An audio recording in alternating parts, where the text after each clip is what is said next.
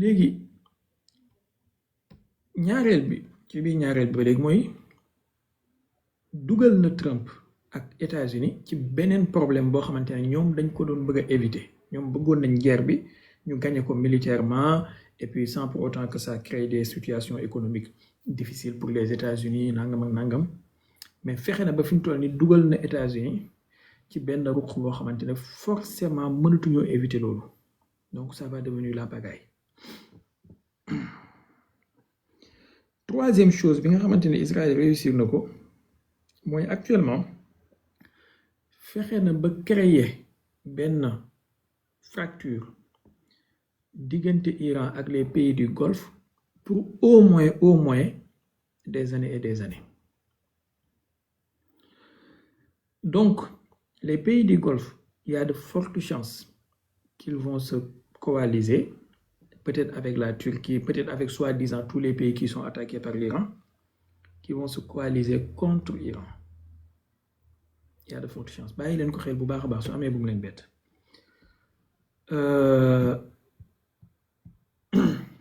Bu ngeen xoolee seen déclaration bi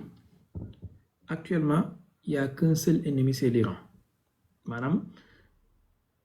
ordre du jour réunion bi déclaration bi ci génn amul fenn fu Arabie Saoudite wala les pays du Golfe wala les pays prenant part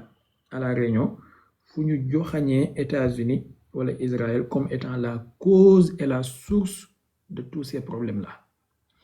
Il n'y a que l'Iran, sadaqallahu al-azim, bismillahir rahmanir rahim, l'Iran, min al-jinnati wan nas, bismillahir rahmanir rahim, l'Iran. Donc, ci li ñuy tuddee ingénierie sociale, ils ont réussi à créer un ennemi. Même bu fekkee ennemi boobu noonu ce n'est pas le vrai ennemi, mais créé nañ ko à l'image de l'Iran. Et tey maanaam Israël lay wax ak américains yi fexe nañ ba les pays du Golfe jàpp nañ ne seen ennemi numéro 1 mooy Iran ki leen di attaqué mooy Iran ki bañ jàmm mooy Iran. te dégg naa ak sama ñaari nopp yi balaa may taal live bi le ministre saoudien des affaires étrangères wax ne Iran mësul bëgg jàmm mësul bëgg négociation saay buñ daan négocier ak moom mu créé ay problème derrière te lii mu def ne ak attaques yi mu nekk di ñu def koo gën a firndeel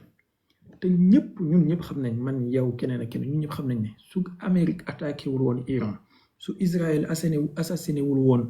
ay dirigeants wu Iran su guerre bi Amérique ak Israël déclenché wuñ ko woon konoon Iran du xëy suba rek dem di attaqué ay base Amérique du xëy suba dem di attaqué ay raffinerie sincèrement parler dëgg rek moo neex yàlla maanaam su jàmm kese doon xew Iran du jël ay drone ak ay missile dem di ko dóor ci Arabie Saoudite wala ci Qatar kon kan moo sooke mbir mi mais kooku fexe nañ de façon très mesquine et de façon très intelligente fexe nañ ba ci tableau bi effacé nañ fa seen tur bind nañ fa tur benn ennemi mooy Iran maanaam Iran mooy jaxal région bi Iran mooy créer fawda ci région bi Iran mooy armée ay milice ci région bi il a même cité des noms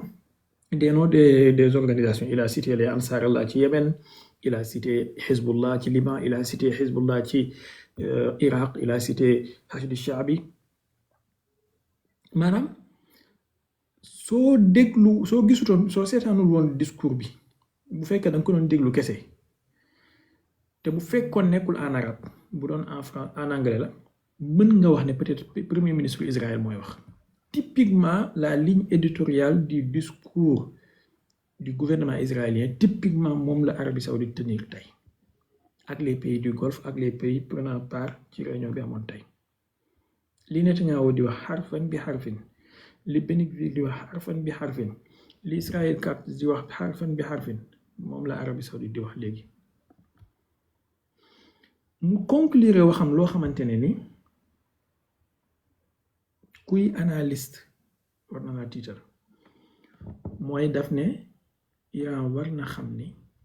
suñu muñ gi maanaam suñu patience n'est pas illimitée. En langage diplomatique ñi xam langage diplomatique xam nañ ne c'est une menace à peine voilée que ne soo continuer je vais réagir ba pare mu teg ci ne on va tout faire pour garantir la liberté de navigation ci détroit d'Ormuz bi yéen a ngi fàttaliku barki démb xaw ma barkaati démb bi Trump di woote wàllu naan Chine Corée du Sud Japon France Angleterre Russie nañ ñëw dimbale ko def coalition pour ubbi détroit d'Ormuz bi dafa mel ni d'après mon analyse il a réussi maintenant wala ils ont réussi à trouver les bons candidats à la personne des pays du Golfe qui vont se coaliser sous un prétexte ou un autre que ne Iran les attaque donc ils vont riposter voilà sous beneen prétexte mooy dañoo am intérêt vital ci navigation ci détroit d'Ormuz bi et Iran daf koo tëj donc loolu ça menace le intérêt vital kon dañuy def coalition pour ubbi ko et si ça risque de déclencher une guerre advienne que pourra.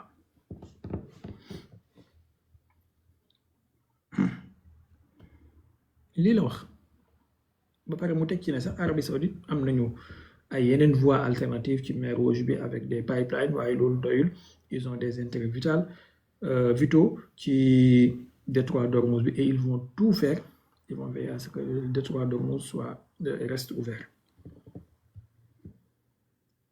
ku xam tuuti langage stratégique ak diplomatique xam nga ni ki la wax lii préparé na ay armam ba pare minuit 00 lay xaar pour déclencher guerre et il y aura la Turquie il y aura l'Azerbaïdjan il y aura tous les pays du Golfe contre Iran. Bon, je vous ai donné l'information maintenant reste mon analyse wala bon peut-être ñenn ñi mën nañu ko tuddee cri de cœur wala bëgguma utiliser baatu coup de gueule mais cri de cœur c'est-à-dire bokk na ci li waa ji wax seen déclaration bi que ne Iran moom moo fi yàgg envoyé ay missiles ak ay drones même en 2024 ak lu jiitu loolu muy survoler seen espace aérien di violer seen souveraineté. Finalement man dama dul comprendre personnellement qu'est-ce que ces pays arabes veulent su dee am na ko comprendre na ma ko wax yow tu es un pays bu nekk ci diggante Israël ak Iran yaa dox ci digg bi su Israël di naawal ay avion am nga ne gisoo yëgoo mu dem bombarder Iran d'accord mais su Iran di envoyé ay missilam pour mu jëm Israël leer na la ne coordonnées yi ñu dugal nekkul ci sa réew Israël la jëm yow yaay naawal say avion ak say intercepteur pour intercepter missiles yi sous prétexte que dafay violer sa espace aérien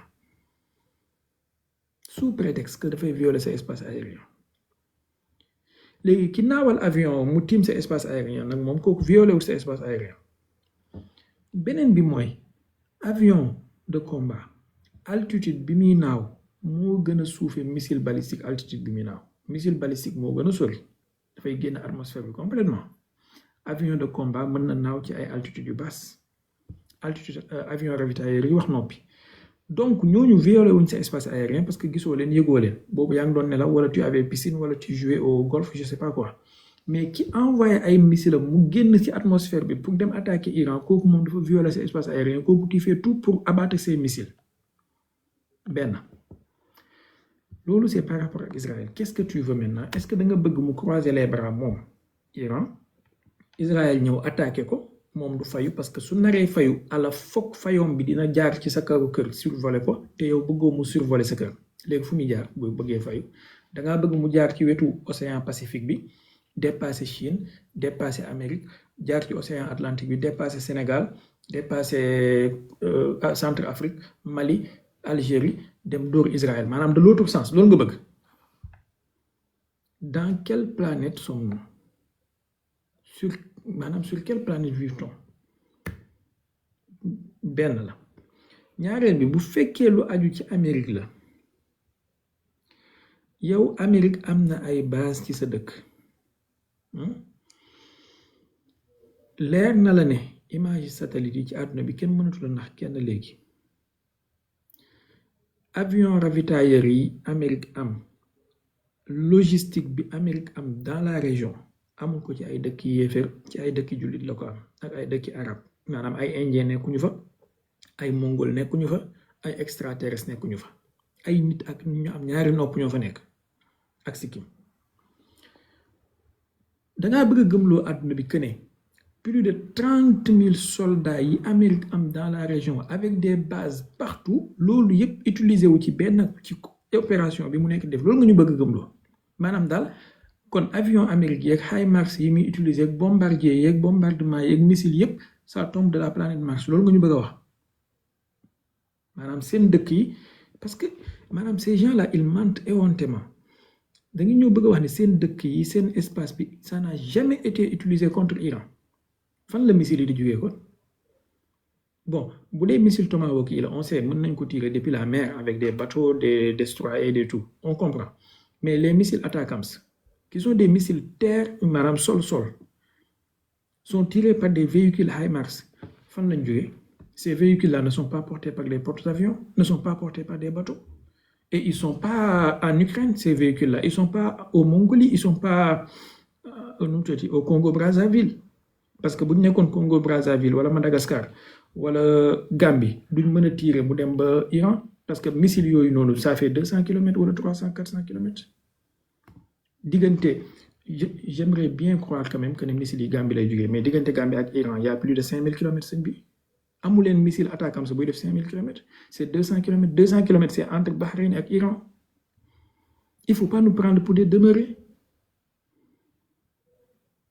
il faut vraiment pas prendre les gens pour des demeurés léegi d'accord Iran est frappé par des missiles ATACMS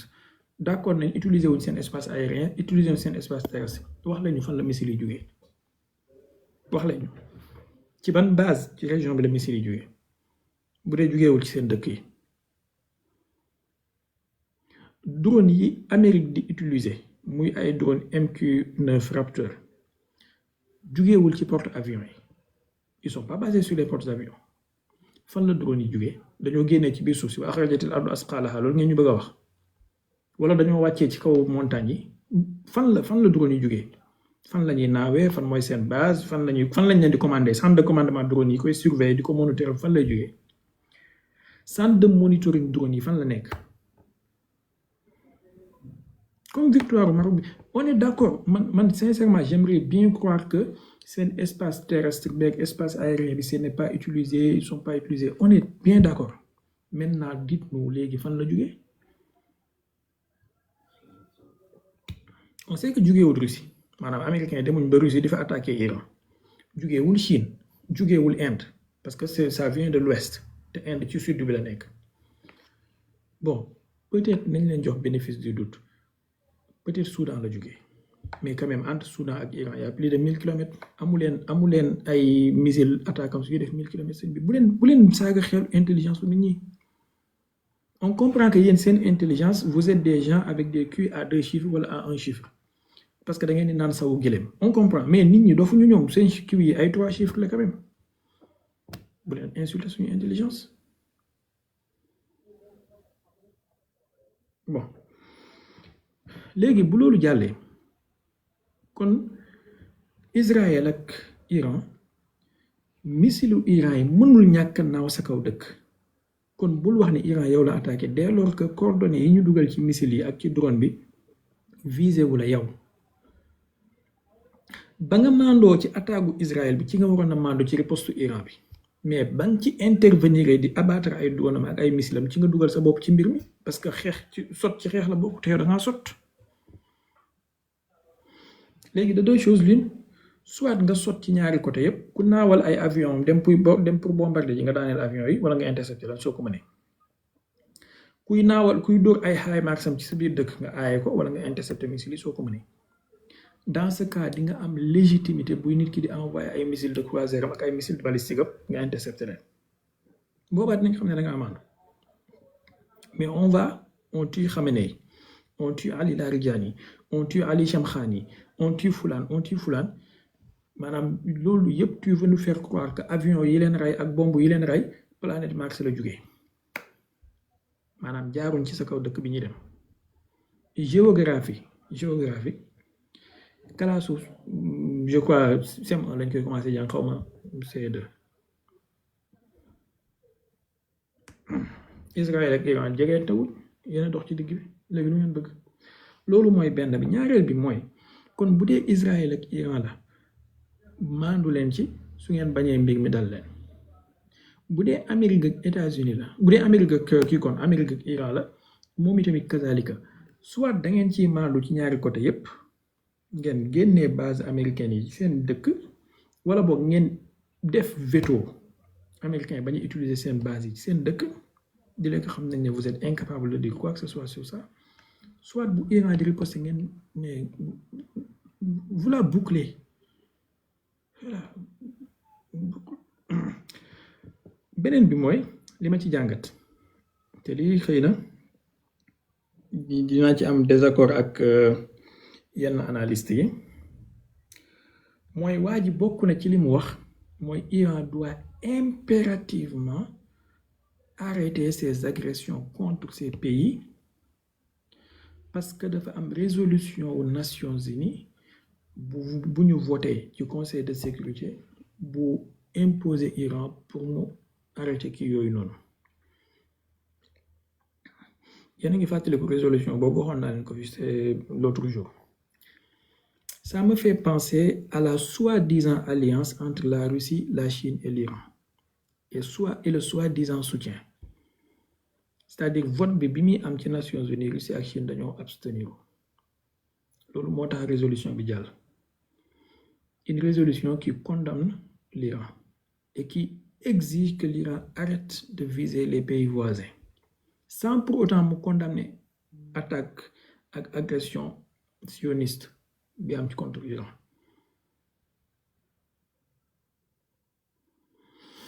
donc Ibrahima Badiane nee na il faut laisser les autres faire leurs analyses bon tu peux monter faire ton analyse peut-être tu as oublié que bon jusqu'à la preuve du contraire panel bi quand même ki ko ubbi santul Badiane mais quand même mën ngaa yegg ma jox la kàddu nga def sa analyse incha allah donc le fait que Russie ak Chine abstenir ok tu n'as pas besoin nuyul ñu mbay waxoo yaa fi dikkoon incha allah merci Badiane am leen savoir vivre ak savoir être am leen savoir être tu viens quelque part où ce n'est pas chez toi nga toog nit ñi di wax boo mënta déglu tàllalal ñii ñëw ci panel bi droit bi ñu leen jox du yow yaa ñu koy wax voilà yabaate bëri na façon trop donc le fait que Iran Russie ak Chine seetaan ko ci Nations Unies abstenir ba résolution boobu jàll je pense que c'est un abandon politique et diplomatique c'est mon analyse je peux me tromper mais c'est un abandon et c'est déloyal parce que s'ils votaient contre en imposant leur veto résolution boobu du jàll pourquoi ñu bàyyi résolution bi jàll ba tax tey jii les pays du Golfe mën a sukkandiku ci loolu pour exiger à ce que l'Iran arrête et cesse de les attaquer parce que soi-disant il y a une résolution des Nations Unies. Maintenant je vais conclure en disant pourquoi je pense que cette énième attaque des pays du Golfe contre l'Iran est plausible. Moi, ils ont déjà une base juridique dans le droit international qui est cette résolution des Nations Unies. C'est-à-dire ils peuvent se baser sur cette résolution que donc Iran ne se conforme pas à la résolution des Nations Unies qui a été votée. Donc ça entre dans le droit international et par conséquent ils vont prendre action. They will take action against Iran.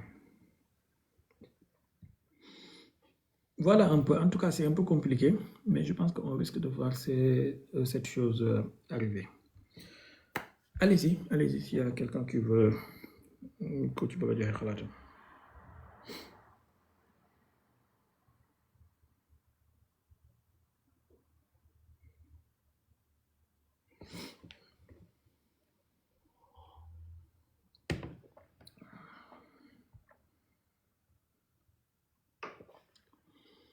allez-y gars yi bu fekkee am na ku ci bëgg kii Bill wala Koli wala ñoom wolof wala ñoom Baara ak Mbaye ku ci bëgg kii allez-y. waaw man maa jégul de sëñ Cheikh man nag sa tiitaange bi nga am ci par rapport ak ñu créer benn coalition pour attaquer Iran c'est fort possible parce que liñ naan la folie occidentale kenn mënu ko natt fu ñoom ndax bu njëkk ba la doon wax ñemuñu lii te ñu ngi toujours ñu koy def te malheureusement les pays arabes dañoo war a xam ni que de façade de solo nii sont des arabes mais seen dirigeants yi pour seen existence sont presque ils sont sur la même ligne que l'empire américain ou l'empire sioniste parce que ce sont ces arabes là qui ont financé la déstabilisation du Moyen-Orient ba ci Libye ñoom c'est eux qui financent donc leurs intérêts sont liés intérêts yi nag mën na wuuteeg intérêt du peuple mais les dirigeants leurs intérêts sont liés aux intérêts de la finance occidentale parce que ñoom ñooy jënd la dette américaine ñoom ñooy jënd les infrastructures actuellement en Europe ba ci les clubs de football daal pratiquement actuellement ñoom ñooy financer les Européens ñooy financer les Occidentaux donc système bi économique bi Occidentaux yi di tourner seen xaalis malheureusement dafa duggalanteeg seen système ñoom donc li ñuy def à la fin seen action yi ce sera dicté par li nga xam ni moom la Occidentaux yi di bëgg parce que ñoo bokk mbuus suñ ko mën a wax ci olof mais y a un mais mooy li nga xam ni mooy les conséquences parce que Iran c'est un dur à cuire Iran toujours même la guerre contre l'Irak moom moo nekkoon en position de faiblesse très forte faiblesse sax mais pas-pasam ak endurance am moo ko permettre mu réussir tenir pendant 8 ans que Saddam il a été armé par les Arabes et en même temps les Occidentaux ñoom ñëpp donc Iran il a déjà subi l'expérience arabe yi ak Occidentaux yi ànd di ko sot mais fii nag c'est différent parce que Iran jàng na ci li nga xam ni moo nekkoon sa faiblesse ba développer li ñu naan développer benn coque boo xam ni ça lui permet de résister te résistance bi mu koy defee mooy da leen mener une guerre asymétrique ndax bu nekkee une guerre frontale peut-être mën na ko perdre ndax bu doon tey devant les Américains guerre directe puissance à puissance américain ñoo ko puissance mais fan la leen di sonalee mooy une guerre asymétrique parce que économiquement ñoom seen système économique defar nañ ko noo xam ni ils ne peuvent pas tenir une guerre longue parce que ñëpp a ngi wax fi ñu toll nii ñu bëri ñoo ngi focus si le pétrole le gaz mais il y a un élément boo xam ni crucial boo xam ni Iran tamit daf ko téye mooy les engrais parce que 35% de l'engrais mondial mi ngi jaar à travers le détroit d'Ormuz te imagine toi fi ñu toll nii actuellement les terres arables dans le monde dañu war a cultiver produits li ñu naan les produits agricoles yi ñu war a engrais saison agricole yi war a ubbi mu am un retard de 35% de ces engrais là c'est une catastrophe donc ça veut dire que mën na créer beneen crise mondiale boo xam ne c'est une crise alimentaire imagine que 35% de l'alimentation mondiale boo xam ni demul lu mu war a demee loolu sont des milliards de personnes yoo xam ni ñoo ngi nekk sous risque alimentaire levier boobu Iran mi ngi ko téye toog deuxième levier bi nga xam ne Iran mi ngi ko téye toog mooy les populations du Golfe presque 90% dëkk yu bëri ils dépendent du dessalement de l'eau de mer pour naan sans compter les produits pétroliers fa lañ dépendre pour naan tey Iran il suffit que mu viser seen centrale yooyu rek mais comment ils vont tenir ils vont mourir de soif troisième levier bi mooy tous ces pays du Golfe sont des petits pays tey boo xoolee tey suñu jëlee la population du Qatar ça fait 2,660,000 habitants ñu jël la population du Bahreïn mu nekk environ ay 1,600,000 nga jël la population du Koweït mu lay jox ay 4,900,000 nga jël la population d'Oman mu lay jox après ay 5 millions pays bi nga xam ne am population bu xaw a dëgg tuuti mooy l'Arabie Saoudite mu lay jox à peu près ay 35 millions et quelques de personnes donc soo jëlee population yi loolu rek nga bëgg population yi bu nekk nga génnee ci armée ça veut dire que il ne peut même pas te te réunir une armée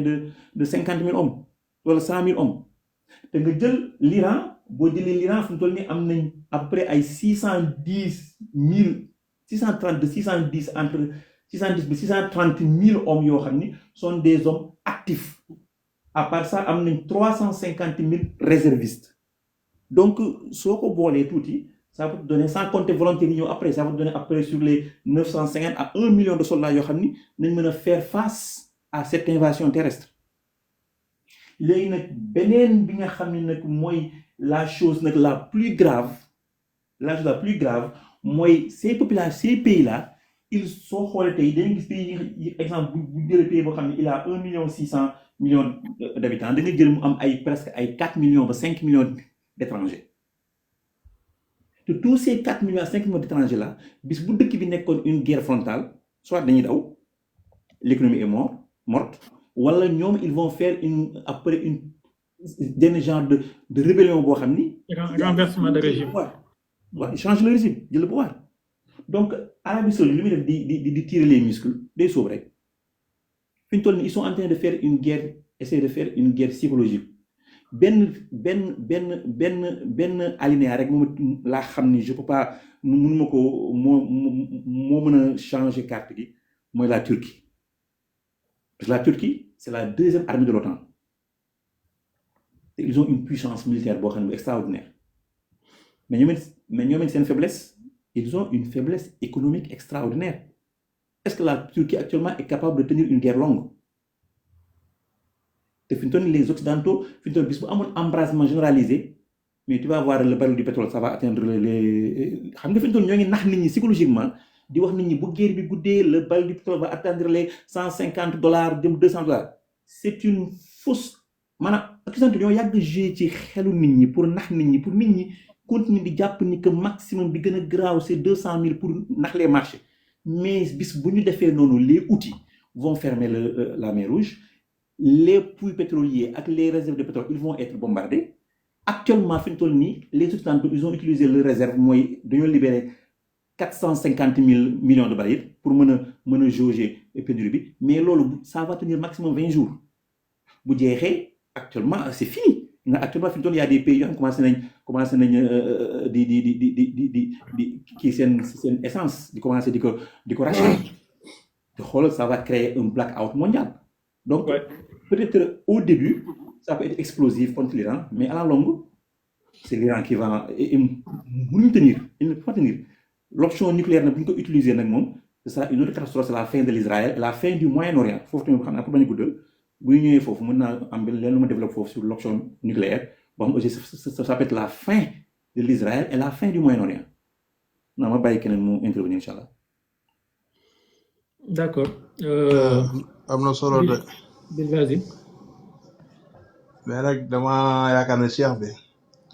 loolu même fekkoon war naa am Amérique mooy téye seen loxo. tu penses Amérique bu Donald Trump bi. mooy téye seen loxo. bismillah laaj loolu tax. li tax may théoriser loolu mooy gën li des ci la puissance américaine di ci des ko su néew. il se trouve dans le Moyen-Orient. mooy gën le pétrodollar est au Moyen-Orient. su Moyen-Orient embrasé woo le pétrodollar est mort. l'économie américaine est morte. l'économie mondiale est morte. xam nga foofu lan mooy ñëwaat reset ni naan reset foofu dañuy dem directement à la reset mooy dañuy battre les cartes commencer à zéro li war loolu mooy par exemple su ma defaree su ma ne hypothèse yi mooy que ne par exemple tey la puissance américaine même fi mu koy tirer mi ngi koy tirer sur le Moyen-Orient parce que le Venezuela asu la carte la boo xamante ne nii dañ koy battre dañ koy xoolaat c'est pas acquis le Moyen-Orient moo des mooy le seul puissance bi nga xam ne Amérique mën na ci sukkandiku pour mën a am hégémonie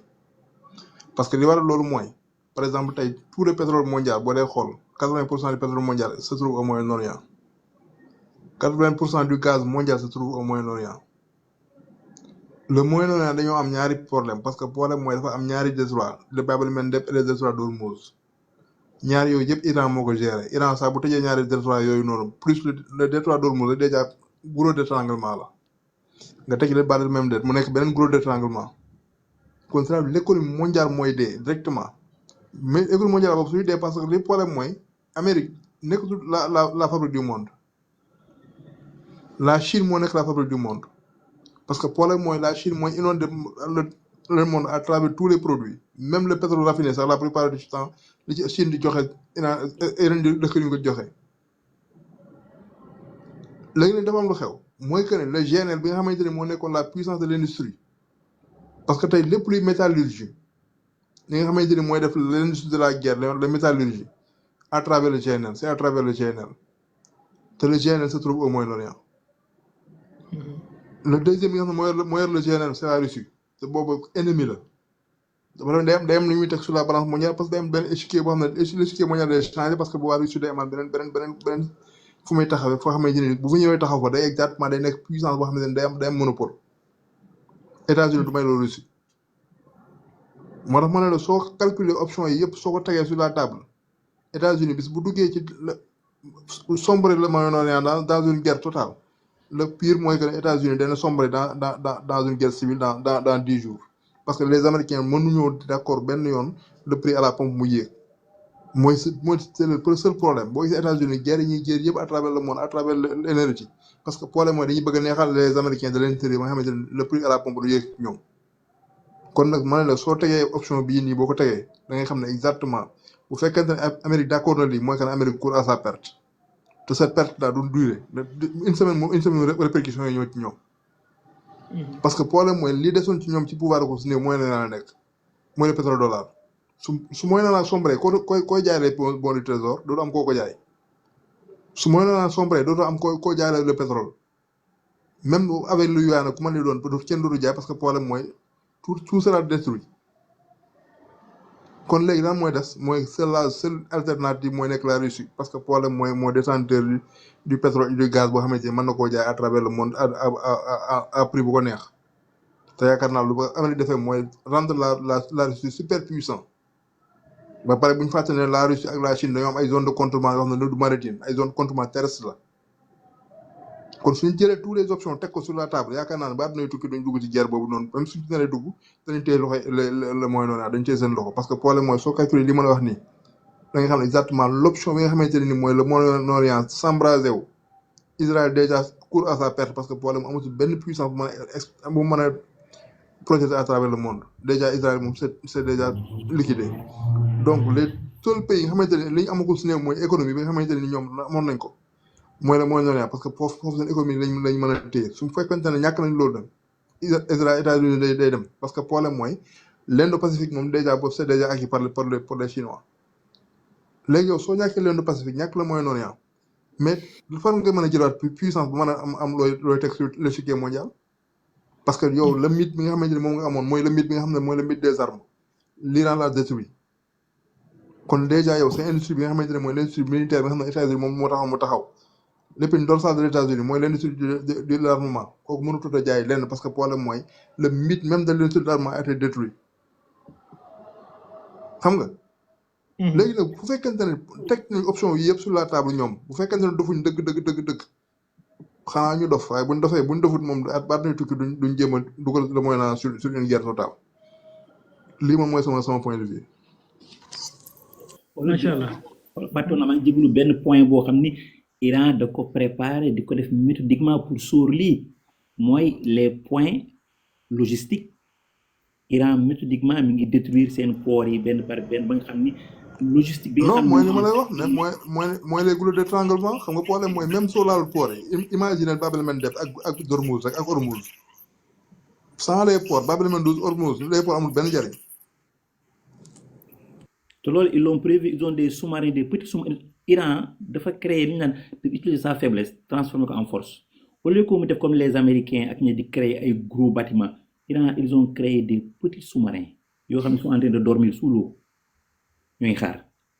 États-Unis détruire na toute la marine iranienne mais il n'a pas repéré les sous-marins iraniens les petits sous-marins ces petits sous-marins nag seen heure jotagul moo tax ñu doon ils ne sont pas encore en action Iran ils sont méthodiques extraordinairement méthodiques les outils ñoo tuddee xaar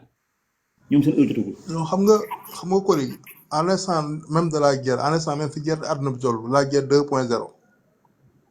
la marine flottante boo gis ci àdduna bi ce sont des boîtes de conserve remplies de militaires dong la tous les marines flottantes nag à travers le monde ce sont des boîtes de conserve remplies de militaires foofu la guerre 2.0 toll parce que da ngay vulnérable soit da ngay am sous-marin soit nga am ay vecteurs dina gënu cee màgg yor ay missiles yoo xam ne mën nga koy projeté parce que problème mooy doo soxla yenn équipage yi doo soxla yenn yi kon déjà la marine flottante moom loolu mën di dégg mooy boîte de conserve remplie de militaires la fii la guerre 2.0 toll.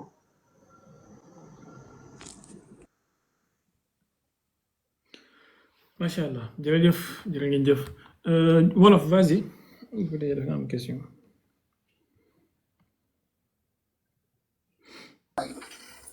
salaamaaleykum wa rahmatullah. waaleykum salaam wa rahmatullah. Cheikh bi maa ngi lay nuyu di la ziar di nuyu ñëpp live bi am na solo lool déglu sax daanaka moo dàqoon waaw man Cheikh bi lim fi wax léegi maanaam lim fi doon jàllale léegi xibaar bi bettuma woon mais nit am na ku ma ci bett muy Turquie ndax Turquie dafa mel ne Erdogan fan yii paase dañ ko doon dégg si kiiwam yu bari maanaam si discours yu bari yi muy def day mel ne kuy jéem a boolewaat umma bi day mel ne kuy jéem a jàppale jullit yi day mel ne ku leen di jéem a ku leen di woo ci bennoo léegi damay laaj moom lan mooy ça veut dire que lan lay carte quoi xam nañ ne zaawa ji xëy na la maanaam borom ñaari kanam la mais tamit li muy carte ni lan la bëgg a am ci guerre bi. ñaareel bi li may laajaat mooy maanaam lii moom xam naa histoire lay nekk dama koy bàyyi sax mooy maanaam lan moo waral pays arabe yi li tax ma ne bettuma waxtaan bi mooy lan moo waral pays arabe yi noon bu ñu noonoo Iran jàpp ne seen kii la ci ñoom lan la tudd maanaam danger la ci ñoom lan moo waral loolu ndax jàpp ma ne maanaam si question de chian la rek ak sunna ndax seen dëkk arab yi sax dañ ciy fekk ñoo xam ne ay chian lañ maanaam lan moo jàpp ne ñu yaakaar ne danger la si ñoom ndax Iran dafa am pas-pasu jéem a daaneel nguuru Saoudia wala jéem a daaneel ay émirats arabes wala loolu bu demee ba am doole wala bu demee ba nekk puissance boo xam ne bu jéggi dayo la lan moo tax depuis longtemps ñu am noonoo boobu loolu moo nekkoon sama question jërëjëf xam naa ñu jël Baara ak Mbaye après ñu boolante question yi rek benn yoon incha allah Baara bismillah.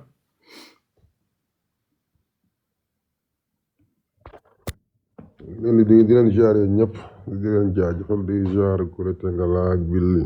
ci waxtaan bu am solo bi man daal côté bi moo xaw a ragalee daal boo xamante ne moom mooy jiixi jaaxaal ma xaw cee ragal lool mooy Turquie Erdogan daal mooy sama problème ndax Turquie ñoom aussi dañoo am problème boo xamante ne maanaam ay nit lañu yoo xamante ne daal maanaam jëmuñu fenn daal ci gàttal daal moom ay nit ñu jëmul fenn ñu xamul fan la ñuy taxaw dafa bëri ci seen population bi benn premièrement muy Erdogan ndax instant bi moom it américains yi am na fu ñu ko xoj ci wàllu économie ndax boo gisee Turquie instant bi ñu toll nii population bi dañoo sonn trop ndax seen économie bi dafa daanoo ba kenn mënu la koo wax ba mu jéggi doyo seen xaalis bi daanu de trop mooy seen xaalisu télé boobu noonu dafa daanu ba am problème man est-ce que du ma ragal ne américains yi mën nañoo porox ndollu foofu utiliser Turquie mu dal ci kaw Iran man loolu lay xaw a tiit quoi ndax Erdogan tamit aussi boo gisee at yële jàll ci ginnaaw seen tremblement de terre bi tamit man nit nee na ma nekkul lu sérieux quoi nekkul loo xamante ne lu naturel la quoi loolu loxo américains yi dañ cee dugal seen biir ndax ñoom ndax population Turquie bi ñoom dañuy chaque année dañuy révolté wu ne ñoom seen pétrole beeg seen ressources naturelles yi ñu am yëpp Turquie moo ko war a gérer boppam ba ci seen xaalis bi ndax ñoom seen xaalis bi déjà américains yi ñoo ko garanti te gis nga ni ñu koy def chaque année dañ koy gën a daaneel chaque année dañ koy gën a la population bi dañ cee révolté wu woon xam nga di bëgg américains yi tamit jóge fa man est-ce que tamit américains yi duñ jaar ci suuf maanaam jaxase Turquie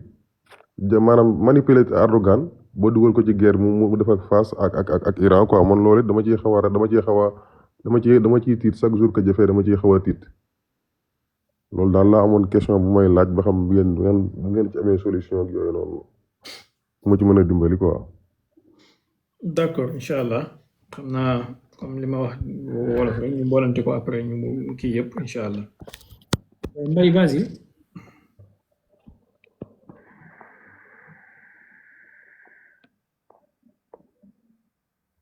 Mbaye.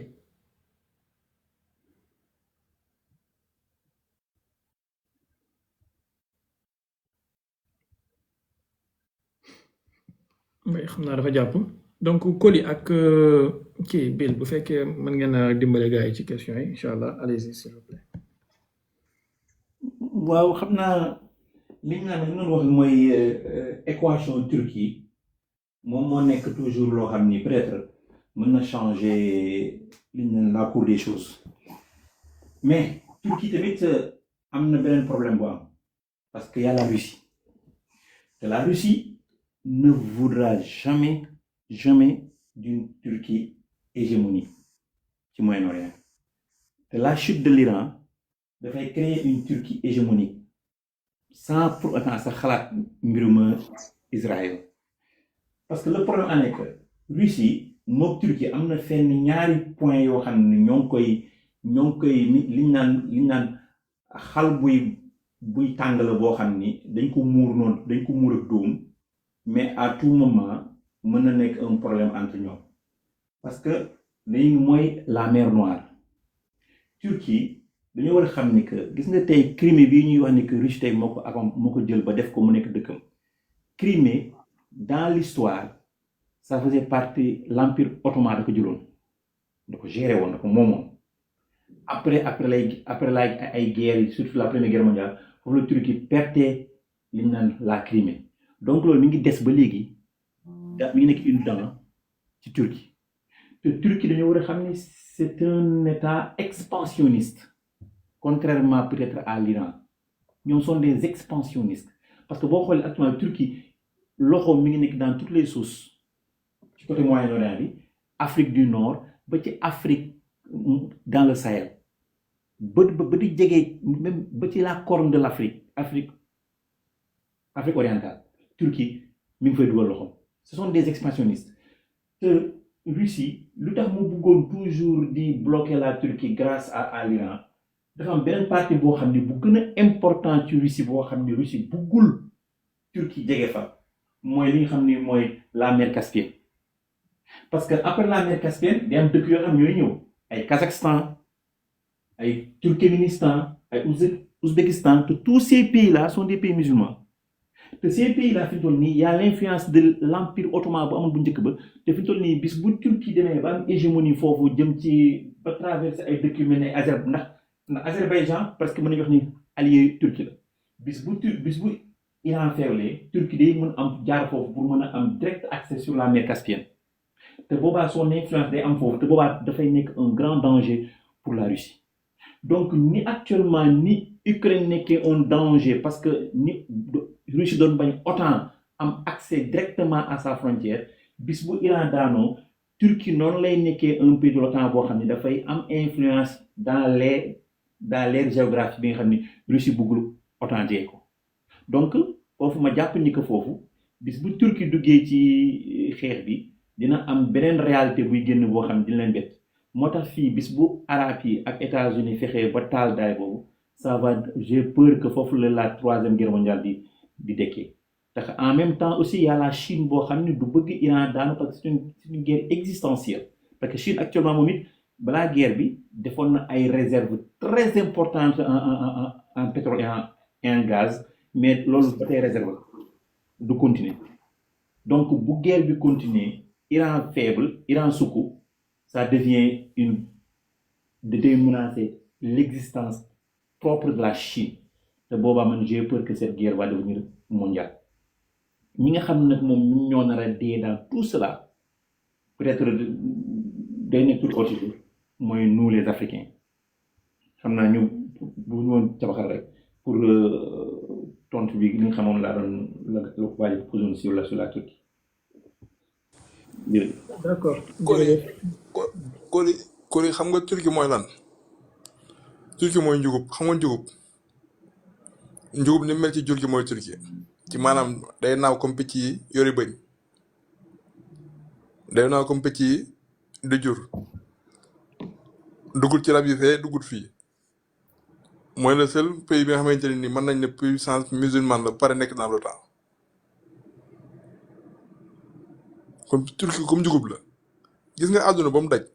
nit ñi dañoo comprendre mais 2 pays ñoo gën a doy war ci àdduna bi te problème mooy yàlla da leen a may mooy la Turquie ak l'Inde du ma bàyyi di ko wax. la Turquie ak l'Inde ce sont les 2 pays les plus dangereux du monde. parce que boo jëlee exactement la puissance militaire turque dafa am doole parce que problème mooy Turquie day créer chaque jour arme yu bees. outsider la sur les puissances outsider la. l'Inde pareil. mais nag dafa am luy xew mooy que ne chaque fois ça bu la Turquie duggee dans cette guerre là mooy que ne les 3 puissances moom danañ ñëw parce que la première des choses mooy Turquie moom du mos a bàyyi Russie du bàyyi Turquie di développer parce que da ko écraser dem occasion foofu Russie dem occasion carrément pour détruire la Turquie. pendant ce temps la Chine day ñëw appuyer l'Iran parce que ni mu koy appuyer mooy que ne la Chine day bëgg les États-Unis parce que li waroon na téye dimbale mooy exactement mooy l'OTAN bi nga xamante ni moo nekkoon son dernier sentinelle. léegi le dernier sentinelle de l'OTAN bi nga xamante ni moo nekkoon la Turquie bu la Chine jàppale l'Iran bu ko détruire parce que problème mooy États-Unis l'OTAN day faible les États-Unis dañuy faible parce que problème mooy dootu da ngay am leen Russie daa am exactement benn accès sur la mer Caspienne à travers la Crimée. ba pare foofu bu gros détanglement la encore léegi soo bloqué foofu noonu mooy que ne exactement l'Europe da nga xamante ne les pays scandinaves yi nekk foofu noonu dootuñu am fenn fuñ génnee léegi nag géopolitiquement foofu day doy waar parce que sax muy doy waar mooy su Turquie duggee dans cette guerre mooy que ne exactement la Chine dana ñëw exactement pour enrayer la Turquie la Russie jàppale ko parce que Russie du mosoo bëggee Turquie nekk benn puissance militaire à côté de lui mosu koo bëgg. même Iran Russie bëgg mu nekk puissance militaire tamit même chose mais problème mooy Turquie moo gën a nekk danger ci Russie que Iran parce que problème mooy Turquie mooy le voisin le plus proche par rapport à la Russie. léegi nag loolu moo tax exactement ça bu duggee mooy na la guerre des alliances commencé na foofu la guerre des alliances day commencé parce que problème mooy la Russie ak la Chine ak l'Iran dañuy def benn bloc contre la Turquie ak les États-Unis ak noonu seul boobu noonu day bloqué les puissances lay nekk. parce que ñi ma wax ñëpp ay puissance lañ foofu nag day doy waar parce que géopolitiquement par la Turquie fi nekk dafa doy waar parce que dafa nekk benn bot sur la Russie. pendant ce temps la Chine day bëgg exactement utiliser loolu pour éliminer les Américains par l'usure su boobaa le Taïwan day nekk à sa portée nii lay demee. léegi nag foofu moom saa bu déclenché xam nga ne la guerre mondiale déclenché na parce que alliance dañuy ñëw dama ne Moussa day nelaw de. Moussa est-ce que modérateur yi bàyyi na ko s'il vous plaît en fait bëggoon naa leen laaj yéen analyse yu mag yi maanaam Bill dafa wax léegi lu attiré sama attention kon ne Russie du ko Chine. déet Cheikh bi xaaral ñu changé wax ji. non bàyyi xaaral ñu changé wax ji. bu ma ko waxee noonu la yéen ñëpp xaaral ñu changé ko déedéet xaaral ñu changé wax ji. jàpp ci rek. loolu day doy waar. j'aimerais soumettre benn question ci seen attention ngeen wax ma ci lu ngeen ci xalaat dama dégg léegi ci say wax ji Bill nga ne Russie du mës a bëgg Turquie nekk une grande puissance militaire ce qui est vrai d'ailleurs mais comment alors vous expliquerez Russie nangoo jaay Turquie ay S-35 kii kon S-400 laa bëgg a wax S-400 te nangoo koo jaay Iran naka ngeen mën a comprendre loolu nit ki bëggoo mu nekk puissance bu mag ba pare nga jël sa système de défense yi gën a sophistiqué te bokk dayal ci système de défense yi gën a sophistiqué ci àdduna bi nga jaay ko.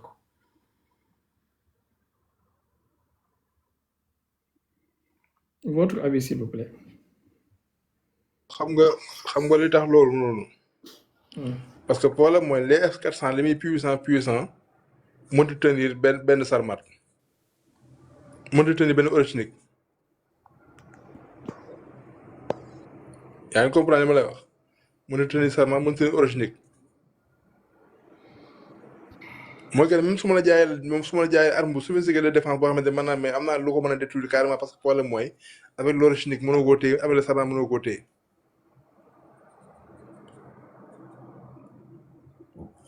léegi nag lim ciy jublu mooy même F400 yooyu noonu système de détection yoo xam ne précoce la à travers la Turquie yoo xam ne Russie da ko def par procuration man loolu laa gis léegi système de détection boo xam ne précoce la à travers la Turquie pour kii nga xam ne dañu nekk système de détection précoce parce que bu fàtte ne l'OTAN ci boppam pour mu atteindre la Russie foog mu jaar ci ñaari front dëgg-dëgg mooy benn bi mooy l'Ukraine beneen bi mooy la Turquie. mais par exemple autant est-ce que am na par exemple bu fekkee am na Finlande au nord te Finlande dugg na ci OTAN Suède dugg na ci OTAN Finlande ak Russie am nañ frontière bu plus de 1000 kilomètres mais même bu dul loolu sax Turquie étant membre de l'OTAN Russie jaay ko système boobu est-ce que yaakaar nga ne wala est-ce que yaakaaru leen ne par exemple du nekk moyen pour que les pays de l'OTAN qui sont très sophistiqués très intelligents ñu mën a am sax accès ci système boobu noonu avec leur allié turc pour mën a am yenn ingénierie ak yenn technologie Russie yaakaaru leen loolu connaissant que proximité bi Turquie am ak les pays de l'OTAN moo gën a jege proximité bi moo am ak les Russes antécédent ak rivalité géopolitique bi am digganteem ak Russie amul digganteem ak yenn ci pays de l'OTAN yi lu ngeen xalaat ci loolu. waaw xam nga foofu liñ naan xam nga Poutine c'est un joueur d'échec. Poutine c'est un grand joueur d'échec te joueur d'échec mooy lan dama lay sexal di la sexal ngay rey ma jékki-jékki rek liñ naan def lu taj yàqal Poutine xam na le jeu bi Erdogan di jouer xam nga Erdogan amoon na fi problème avec les F-16 avec les Américains ba meroon fi ba commencé woon di indi ay problèmes yoo xam ni ci ay menaces yi mu doon def les Américains pour basculer ci côté des BRICS ndax xam ne Erdogan il est fou léegi bu ko ñëwee di ko seexal ay S-400 Russie dépassé na S-400 actuellement ils ont les S-500 donc la technologie russe dépassé na S-400 léegi bu seexalee Turquie les S-400 te xam nañ actuellement les S-400 sont beaucoup plus performants que les Patriotes léegi ça va permettre léegi avec l'armement russe mun na dugg ndànk-ndànk di gangréner li nga xam ni mooy l'armement occidental ndax xam na ni les Turcs bu ñu ko amee peut-être ils peuvent utiliser ça pour jéem ko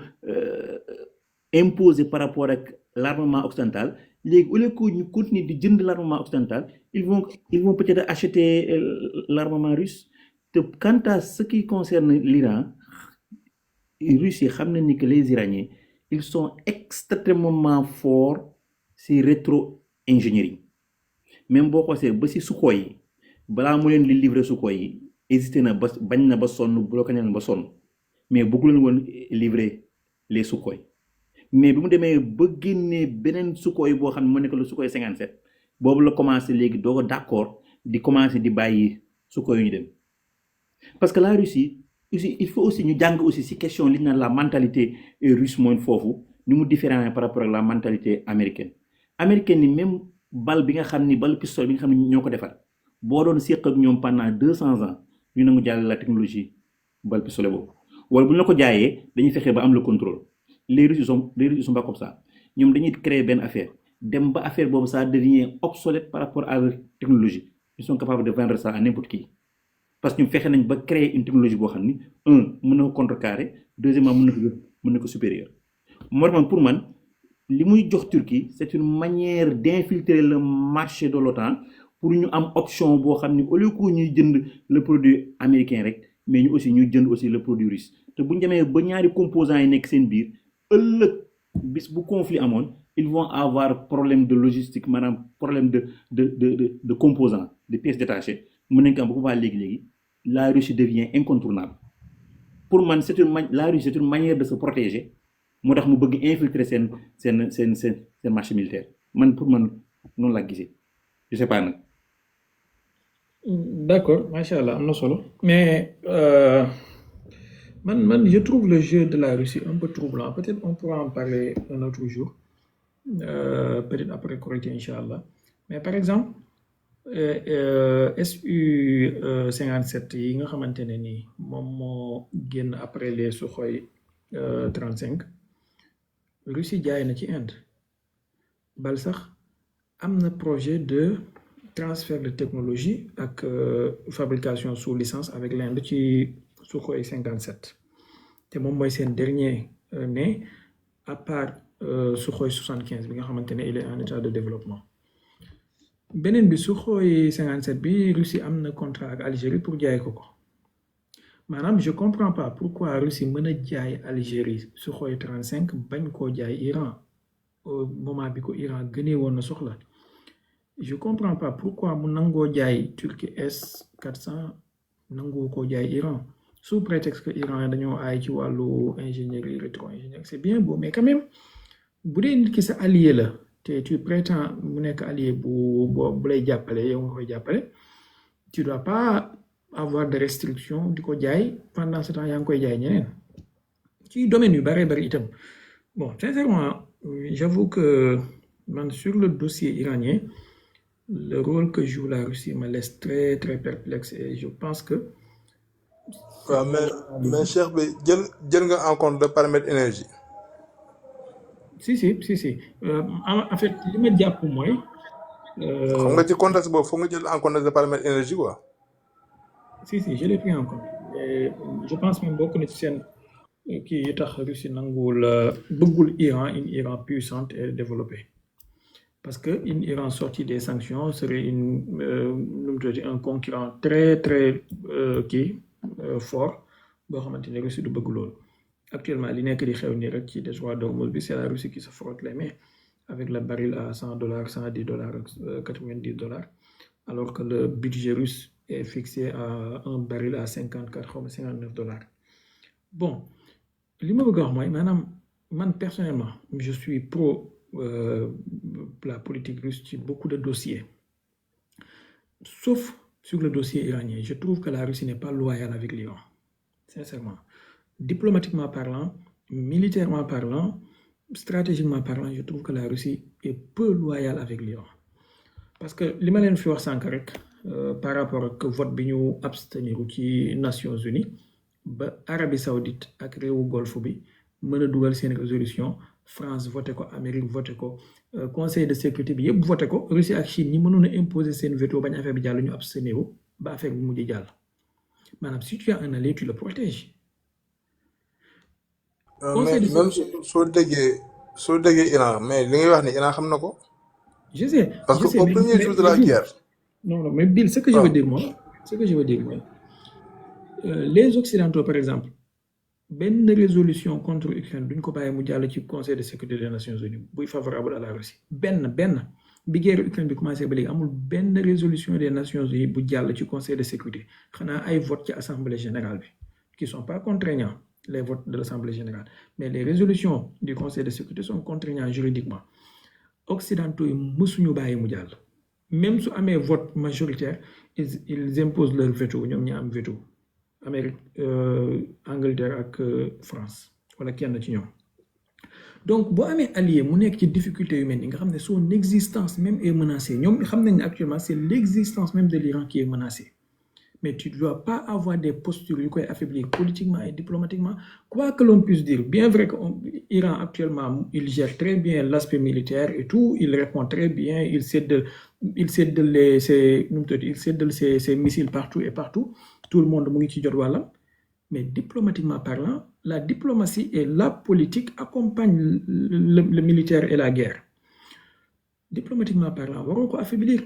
waroo seetaan ñu koy jàllaleel ay résolution ak ay votes yoo xamante ne nii dafay nekk ci mauvaise posture diplomatique mais foofu Cheikh bi est-ce que foofu duñu définir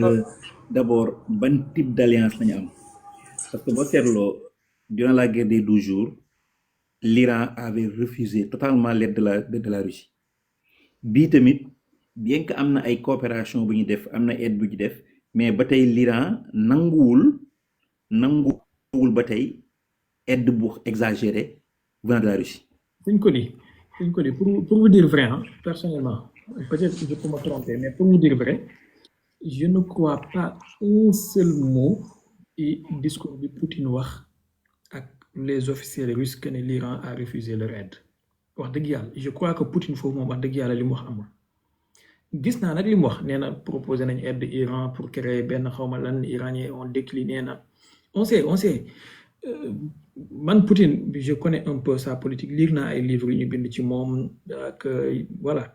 les occidentaux même lu mu tuddati Yannick Jaffré mi bind Napoléon Bonaparte Poutine lire naa ko Jacques Beau Poutine maître du jeu j'ai lu beaucoup de choses sur Poutine mais personnellement et sincèrement sur ce qu'il dit ci Iran que ne Iran dafa refuser ay aidam gëwma ci benn mot parce que ñi mu bëgg a dimbale ak ñi muy dimbale wala ñi muy jaay mu ngi leen di jaay sans pour autant mu taxaw naan dañoo refuser ay aidam ñaareel bi mooy lu tax Iran refusé même bu doon Iran refusé na ay aidam c'est comme ça peut se comprendre parce que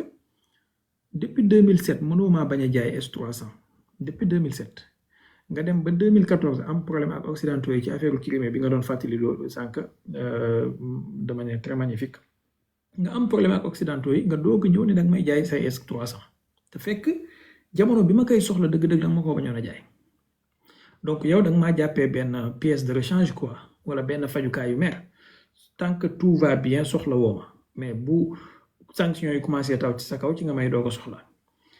autre chose mooy Iran bu dee dafa ne dafa refuser ay aide ban aide la Iran soxla actuellement xanaa kay du ne dañoo refuser aide bay refuser aide diplomatique et politique ci Nations Unies alors que même les Iraniens ont démenti loolu que ne ils n'ont pas refusé des aides képp ku leen mën a dimbali bu dee Azerbaïdjan mooy dem bay joxe ay aide humanitaire ay tonnes et des tonnes naka la mën a refuser proposition aide bu ko Russie mën a proposer nañ ñu wax dëgg gi ils ne jouent pas un jeu loyal parce que ils ont 1 million wala plus d'1 million de citoyens russes qui ont des nationalités israéliennes ils ont des intérêts avec les Israéliens et tout voilà et il y a trop de implications ci affaire bi ba tax na mënuñoo soutenir côté énergie bi bil doon wax sànq mais pourtant sur les ciblages xaaral Cheikh bi li ma la wax nee naa la xam nga problème mooy adduna bi l'énergie c'est le nerf de la guerre l'énergie c'est le nerf de la guerre te tous les nations amuñu ay alliés ñu am ay intérêt lañu am boo demee dans le Moyen-Orient fi ñuy taxaw fi nga taxawal géographiquement parlant l'Iran accès à la mer accès au détroit d'Ormuz la Russie amut accès à la mer sinon mu récupérer la Crimée am accès à la mer Caspienne xam nga parce que problème mooy pour nga alimenter quel que soit alpha benn point man doon à travers le globe l'Iran mooy le point le plus propice à travers le détroit d'Ormuz à travers son pardon ci dog bi bëgguma la dog mais Russie am na accès à la mer chaude à travers Novorossiysk maanaam actuellement fi mu déplacé programme bi mooy Sotchi ils sont bordés par la mer Noire non foofu xam nga problème mooy dama ne la boo bëggee alimenter tous les points du globe nga départ Russie war a alimenter war nga dépasser Iran war a alimenter ban moo gën a yomb boo déparé fan par exemple boo fekkee fan la marché bi ça veut dire soo déparé sur le détroit d'Ormuz nga war a alimenter le monde ak nga war a alimenter le monde à travers la Russie ban moo gën a yomb non détroit d'Ormuz moo gën a yomb détroit d'Ormuz moo gën a yomb tey su fekkee ne nga war a alimenter avec la flotte fantôme fan moo gën a gaaw le détroit d'Ormuz léegi nag loolu mooy problème bi parce que problème mooy la Russie chaque fois bu Iran nekkee benn puissance bu stable ba mën a jaay pétrole am ni nga ko bëggee Russie day am problème mu jaay parce que problème mooy fee mooy gën a yomb te problème mooy pétrole ba nga xam ne bokkuñu. voilà parce que li problème mooy. waaw allez-y baal ma tuuti li ma doon wax sànq par exemple kii bi lii Google Earth la mer Noire bi moo nekk nii c'est la mer Chaude boo xamante ne peut-être côté bee ci kaw mën nañu wax ne Russie amul accès ci mer Chaude mais ici mooy Crimée bi Coly doon wax sànq fii léegi bi guerre bi tàmbalee ba ukrainiens yi doon ciblé ay bateaux russes dañoo déplacer seen flotte bi côté bi ci Novorossiysk fii am nañ fi benn port bii c'est bordé par la mer Noire et même Sotchi fii Poutine am na fi sax benn palais ak résidence de vacances fii tamit c'est bordé par la mer Noire donc Russie am nañ accès ci mer Noire bi à travers seen littoral bi mais yokku ci itam léegi ak Crimée ak tamit mer d'Azov bi nga xamante ne bi ñu annexé Mariupol lañu ko kii continuel kii léegi non li nga wax d'accord mais dama ne la exactement problème mooy dafa am benn point stratégique à travers le monde mooy le détroit d'Ormuz léegi soo jëlee détroit d'Ormuz nga jël l'île de Karach nga xam ne dafa génn carrément du détroit nga xam ne da mën a alimenter fu ko neex à travers le monde à travers la flotte fantôme ba pare Turquie dafa am le réserve bu gaz boo xam ne da ko bokk ak le Qatar mooy le plus grand réserve de gaz te loolu dañoo mën a liquéfier l'usine bi gën a mën a liquéfier le gaz à travers le monde c'est au Qatar léegi ñaari éléments yi nga xamante ne mooy les éléments de l'énergie dañoo nekk éléments yu crucial ci benn puissance man la doon à travers le monde xam nga foofu laay waxee moo tax ma ne la exactement su boobaa noonu li tax Russie nu benn yoon Turquie doon benn puissance parce que problème mooy la position géographique de la Turquie de l'Iran moo gën a propice la position géographique de la Russie te loolu benn la deuxièmement nit ñi commerce ak Iran moo leen gën a commerce ak Russie parce que problème mooy plus que Russie gën a puissant ñu gën ko ragal léegi nag loolu mooy le problème moo tax exactement Russie du nangu benn yoon Iran nekk superpuissance day li muy def mooy da koy téye ba xam ne du sombre parce que bu sombre arrangé wu ko parce que day tax ñu mën a jot ci moom mais da koy téye ba xam ne tamit du nekk superpuissance mooy que ne da koy tenir toujours à niveau lii mooy projet Russie à travers l'Iran man ci li ma xam boobu. no xam nga Cheikh Baye li nga wax c'est très vrai li nga wax nii c'est très vrai mais xam nga notion de puissance notion d'alliance dañ ko définir xam nga il y a des alliances yoo xam ni moom à mort la mooy comme boo jëlee tey l'alliance entre les États-Unis et l'Israël il y a des alliances yoo xam ni alliance la parce que ils ont des peuples communs ñoo xam tey bu ñu commencé woon xeex sax ils vont se saigner seen biir mais il y a des alliances de circonstances nga actuellement même les BRICS actuellement fi ñu toll nii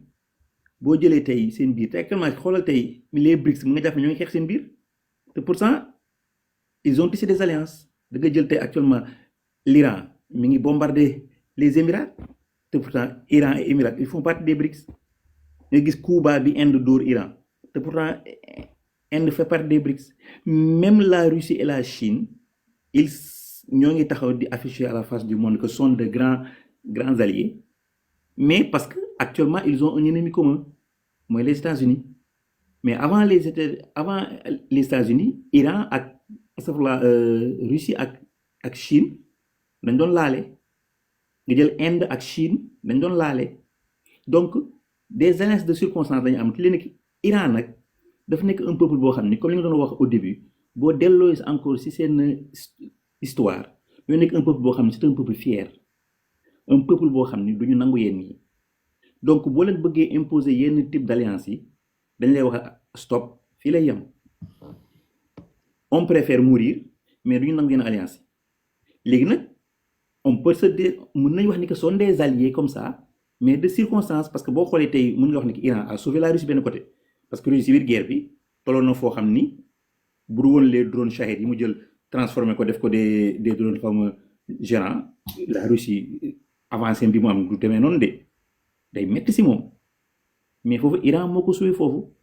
bii tamit ci biir guerre Iran bi tamit gis nañ aussi dans certains drones yoo xam ni Iran mi ngi koy jollu gars yi gis nga des composants yoo xam ni composants électroniques yoo xam ni c'est une technologie russe te deuxièmement encore pour le ciblage gis nañ ci des ciblages yoo xam ni Russie moo ko jox les coordonnées à travers ces satellites donc ñoom ñëpp fu ñu toll nii sont des alliés de circonstance ku nekk da ngay dëggal sa alliance en fonction de tes intérêts parce que ñoom ñëpp sont des mën nañu jàpp ne que sont des puissances yoo xam ni émergents parce que tey boo jëlee les États-Unis ñoom dañoo nekk apogée plafond lañ nekk ñee moom mënutuñ jëm kaw dañuy jóor au contraire mais ñi ñëpp sont des puissances montantes te kenn bëggul hégémonie sa morom am ko ci zone bi parce que tey le Moyen-Orient Russie dafa yàgg xeex pour am fa hégémonie moo tax mu doon jàppal tànk ay Bachar el-Assad Russie da ngeen di fàttaliku amoon na ay temps songoon na Afghanistan pour mën a contrôler le Moyen-Orient mais malheureusement dafa échoué fi ñu toll ni aussi Syrie tamit dafa bëggoon am tànk bu dëgër mais malheureusement tamit foofu tamit duñu wax ni que échec total la mais li mu bëggoon amul donc pour viser bi Russie am aussi dans le Moyen-Orient Iran tamit bëggul boobu viser tamit mu am réussite donc ñoom daal dañuy dutante fii bloquante fee nangu fii bloqué fee maintenant juste loolu laa gis c'est des alliances de circonstances. Alors macha allah seen analyse am na solo de jërë ngeen jëf mais si tel est le cas pourquoi alors ngeen yaakaar ni comme c'est des alliances de circonstances pourquoi ngeen xalaat ni ça pourrait mener à une guerre mondiale par le jeu des alliances d'autant plus que comme ni ngeen ñu ko waxee am na fu seen intérêt di diverger am na foo xamante ne sax ils se donnent des coups et tout kon lu tax pour bu ñu gisee gars yi di attaquer Iran ça doit mener à une guerre mondiale généralisée avec le jeu des alliances connaissant que seen alliance yi n'est pas des alliances automatiques comme ni OTAN men wala yu mel noonu. parce que la menace est unique parce que xam nañ lan mooy le projet américain mooy c'est de détruire la Chine l'hégémonie de la Chine pour détruire l'hégémonie de la Chine léegi il faut mu détruire les blocs yi nga xam ne mën nañ créer des alliances de circonstances la Russie aussi pour ne pas être détruite day ut alliance de circonstances pour contrer les Américains c'est une chaîne boo xam ne si dafa mel ni comme léegi li tubaab bi di wax un chien qui se mord la queue ñoom ñëpp seen biir noonu la parce que américains yi li ñu bëgg xanaa tey bu américains yi gis nga te une fois que tey américains yi changé woon seen doctrine bàyyi nekk une puissance expansionniste d'accord nekk une puissance régionale parmi d'autres di nga gis léegi gis situation bi changé entre la Russie et la Chine parce que soo gisee Poutine ni muy négocier ak Trump xam na ni Trump c'est un menteur xam nañ Trump lu mu dëgg mais pourtant toujours mi ngi bàyyi benn porte ouverte boo xam ni pour mu lier des accords économiques avec les États-Unis ba d'accord ba ci exploiter ndoo des investissements ci biir dëkkam avec les Américains ça veut dire que moom it buggul am benn liaison extrême avec la Chine parce que xam na ni bu dépendre trop de la Chine da koy teg tànk même la Chine aussi même boo xoolee sur gazoduc bi nga xam ni moom la Chine bëggoon créer ak la Russie Chine doon ci dëgg tànkam pendant très longtemps parce que Chine tamit buggul woon am benn pourcentage bu alt bu kawe ci dépendre ci énergie russe bi moo tax Chine pour diversifier mu doon def le maximum pour mën a gérer pour mën a am tànk sur le pétrole vénézuélien ak sur le pétrole iranien donc ñoom ñëpp actuellement ils sont en train de faire des jeux yoo xam ni kii day matt kii matt kii muy tourner noonu en rond rek li ko mën a changer rek mooy les Américains ñu daanu nekk une puissance régionale bu ko léegi gis ñoom ñi ñëpp seen alliance day commencer nekk une alliance légère pour moi. je suis d'accord ci li nga wax ne li ko mën a changer mooy Américains yi daanu parce que seul l'effondrement de la puissance américaine moo mën a indi jàmm ci àdduna bi mais li tax man guerre bi jàpp naa ni mën na déboucher sur une guerre maanaam ci ay bombardement nucléaire contre Iran mais ba léegi jàppaguma ne ba léegi en tout cas mën naa ma jum jàppaguma ne mën na dem ci guerre mondiale parce que ñi nga xamante ne ñoom ñooy les soi-disant alliés de l'Iran maanaam seen alliance du alliance bu automatique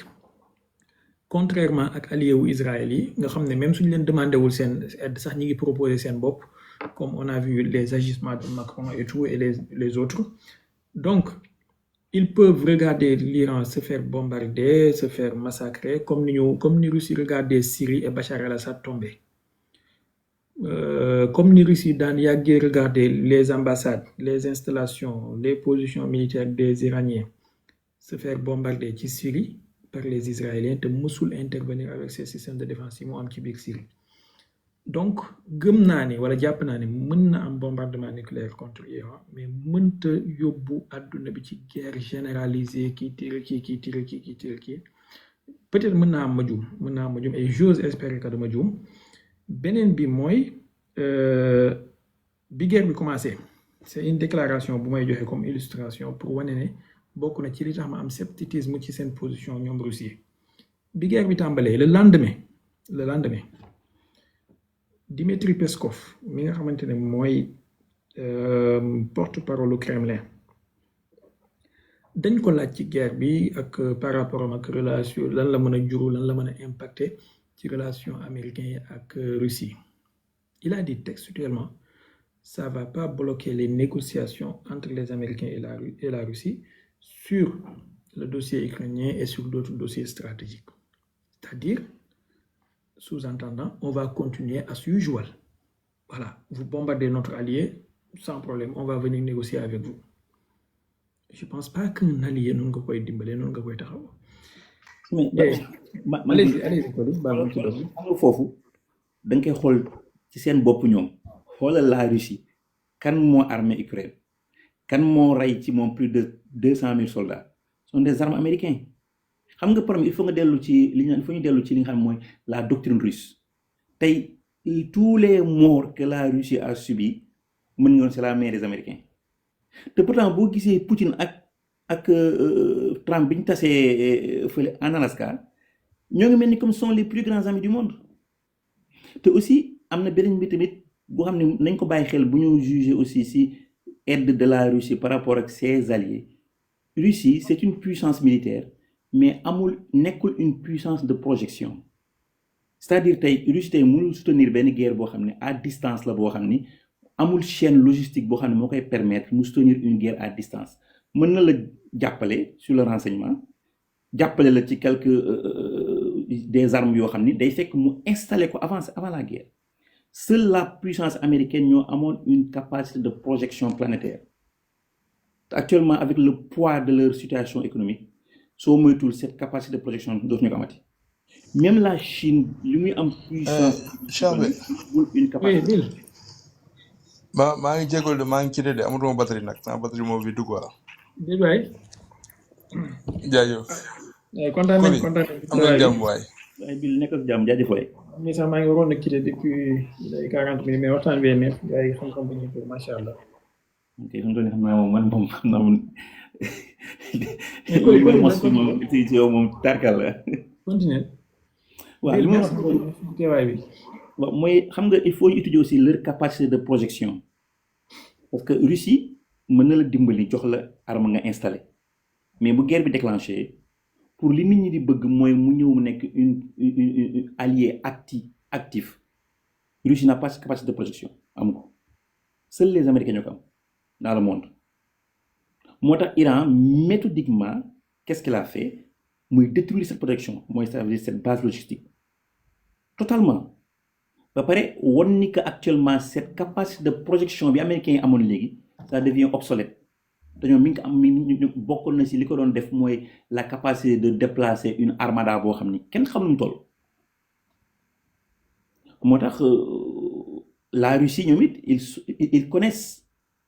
la limite de leur capacité aussi ñoom it duñu xaru parce que ñoom it bu ñu exposer seen bopp sur certains théâtres d'opération ça permet de déceler li nga xam ne mooy seen limite